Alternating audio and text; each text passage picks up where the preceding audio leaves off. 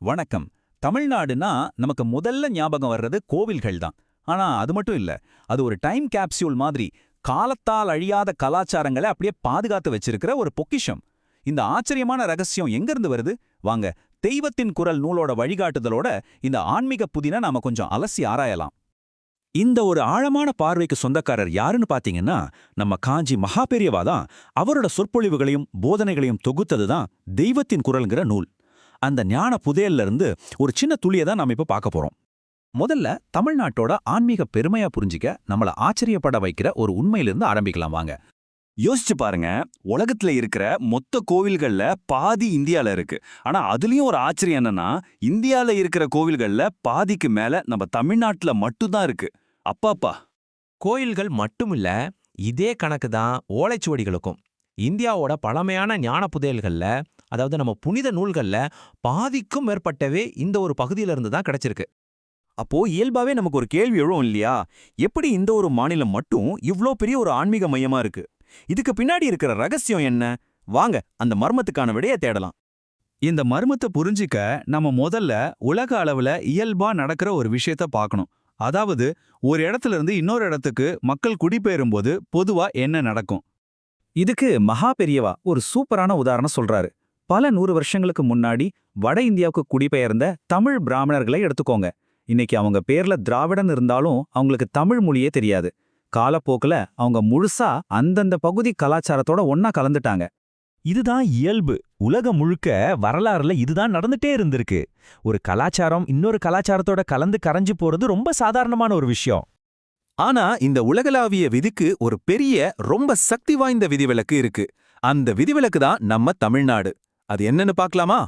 காஞ்சி மகாபெரியவா இத ரொம்ப அழகா கல்ச்சரல் ரெஃப்ரிஜரேட்டர், அதாவது ஒரு கலாச்சார குளிர்சாதன பெட்டின்னு சொல்றார். அது என்ன பண்ணும்? வெளியிலிருந்து வர்ற கலாச்சாரங்களை தனக்குள்ள கரைச்சிக்காம அதோட தன்மை மாறாம அப்படியே ஃப்ரெஷ்ஷா பல 100 வருஷத்துக்கு பாதுகாக்கும். இதுதான் முக்கியமான பாயிண்ட். மத்த இடங்கள்ல கலாச்சாரங்கள் ஒன்னோட ஒன்னு கலந்து உருகிடும். ஆனா தமிழ்நாட்டுல ஒவ்வொரு கலாச்சாரமும் அதோட தனித்தன்மையோட அப்படியே புத்தம் புதுசா பாதுகாக்கப்படுது. இது உலக வரலாறுலயே ஒரு பெரிய ஆச்சரியம் இல்லையா? சரி, இது வெறும் பேச்சா இல்ல இதுக்கு ஆதாரம் இருக்கா? வாங்க நம்ம கண் முன்னாடியே இருக்கிற வாழும் சான்றுகளை பார்ப்போம். நீங்களே பாருங்க. மகாராஷ்டிர மக்கள், தெலுங்கு பேசுறவங்க, கன்னட மக்கள், சௌராஷ்டிரர்கள், குஜராத்தியர்கள் இவங்க எல்லாரும் பல தலைமுறையா இங்க இருக்காங்க. ஆனா இன்னைக்கும் அவங்கவங்க மொழியையும் பாரம்பரியத்தையும் பழக்க வழக்கங்களையும் அப்படியே கடைபிடிக்கிறாங்க இல்லையா? இதுவே ஒரு பெரிய சாட்சி. இதுக்கு ஒரு உச்சகட்ட உதாரணம் சொல்லணும்னா தியாகராஜ சுவாமிகளை சொல்லலாம். அவரோட உன்னதமான தெலுங்கு கீர்த்தனைகள் எல்லாம் உருவானது இந்த தமிழ் மண்ணுல தான். இன்னும் சொல்லப்போனா அவரோட சொந்த தெலுங்கு தேசத்துல கூட இந்த அளவுக்கு ஒரு படைப்பு உருவாகல. அப்போ பாருங்க, இந்த மண் மற்ற கலாச்சாரங்களை பாதுகாக்கிறது மட்டும் இல்ல, அதை வளர்க்கவும் செய்யுது. ஓகே, இப்ப அடுத்த கேள்வி. தமிழ்நாட்டுக்கு மட்டும் எப்படி இந்த தனித்துவமான சக்தி கிடைச்சது? இதோட ஆணிவேர் எங்க இருக்கு? எது இதுக்கு பலம் கொடுக்குது? இந்த சக்தியோட மூலம் ரொம்ப ஆழமானது. இதோட வரலாறும் ரொம்ப பழசு. முதல் மனிதனான மனுவே வைகை நதிக்கரையில வாழ்ந்ததா ஸ்ரீமத் பாகவதம் சொல்லுது. அதுக்கப்புறம் வந்த ஆழ்வார்கள், நாயன்மார்கள், சங்ககால புலவர்கள்னு எல்லாரும் இந்த வேத அடித்தளத்தை இன்னும் வலுவாக்குனாங்க. தொடர்ந்து வந்த சோழ, பாண்டிய, பல்லவ மன்னர்கள் ஆயிரக்கணக்கான கோவில்களை கட்டி அந்த பாரம்பரியத்தை போற்றி வளர்த்தாங்க. இது எல்லாத்தையும் சேர்த்து மகாகவி பாரதியார் ரொம்ப அழகா ஒரே வரியில சொல்லிட்டார். வேதம் நிறைந்த தமிழ்நாடு. இதை விட சிறப்பா இந்த மண்ணோட ஆன்மீக அடையாளத்தை சொல்லவே முடியாது. இவ்ளோ பெரிய பாரம்பரியத்தை வெறும் பேசிட்டு போனா மட்டும் பத்தாது இல்லையா? இத பாதுகாத்து அடுத்த தலைமுறைக்கு கொண்டு சேர்க்கணும். அந்த ஒரு சின்ன முயற்சியை தான் நாங்க ஞான கோஷ்ல பண்ணிட்டு இருக்கோம். இந்த விளக்கத்தை இவ்வளவு நேரம் பொறுமையா கேட்டதுக்கு உங்களுக்கு எங்களுடைய மனமார்ந்த நன்றி. ஞான கோஷ் அப்படிங்கிறது இது மாதிரி இருக்கிற ஆன்மீக ஞான புதையல்களை பல மொழிகள்ல எல்லாருக்கும் கொண்டு போய் சேர்க்கிற ஒரு தளம். நாங்க ஆங்கிலம், ஹிந்தி, மராத்தி, தமிழ், மலையாளம், கன்னடம், தெலுங்கு, குஜராத்தி, பெங்காலின்னு இப்போதைக்கு 9 மொழிகள்ல இந்த ஞானத்தை பகிர்ந்துக்கிறோம்.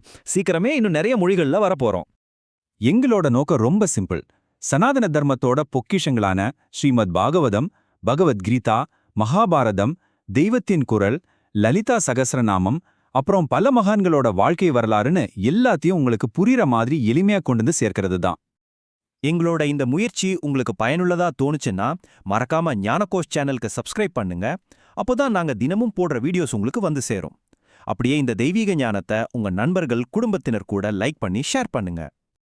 வாங்க நாம எல்லாரும் சேர்ந்து சனாதன தர்மம்ங்கிற இந்த விளக்கை எப்பவும் பிரகாசமா எரிய வைப்போம். நன்றி.